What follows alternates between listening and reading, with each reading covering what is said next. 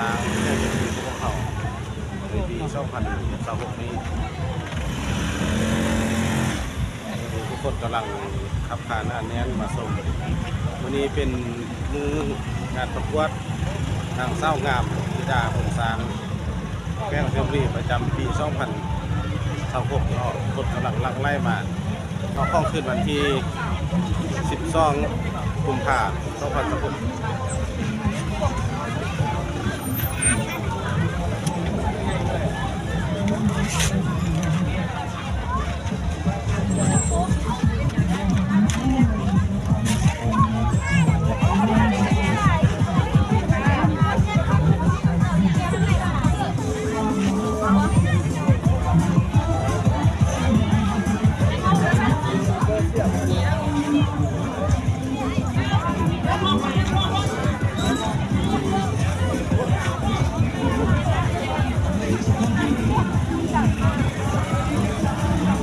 มาส่งการละอะไร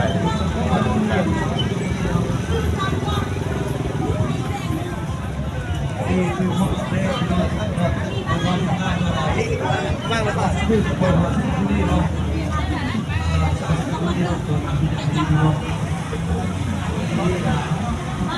ใ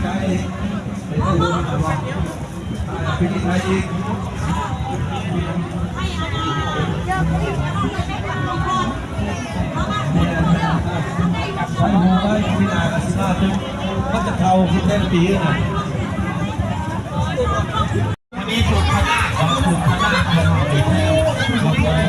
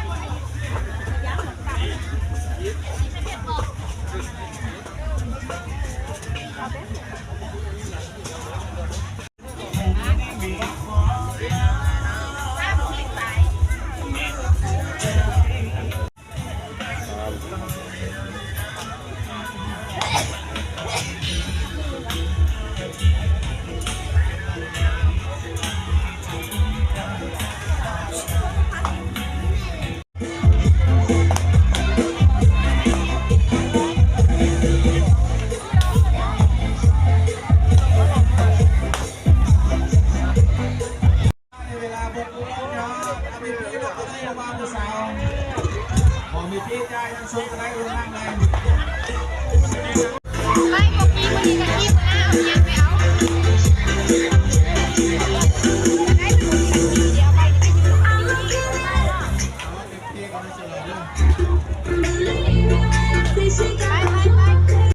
เจซี่หรือว่าซีโรดากนั่นเองและสำหรับ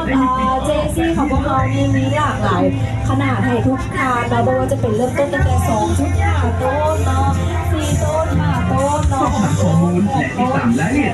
เป็นเงิน3 ล้านกีบหักสมุดขันขี่7%และขันหงเหมือนกันโปรโมชั่นดีๆแบบนี้มีเฉพาะ วิตเราสังคมในงานบุญสร้างสัญญาบุรีเท่านั้นเด้อ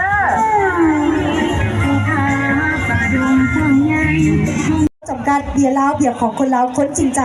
ขอเสียงตบมือดังๆให้กับบริษัทเบียร์ลาวอีกหนึ่งครั้งด้วย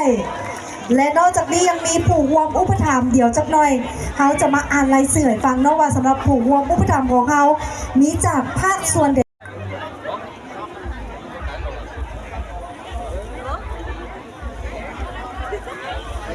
นี่มาแม่ทางนี้อย่าบ่เ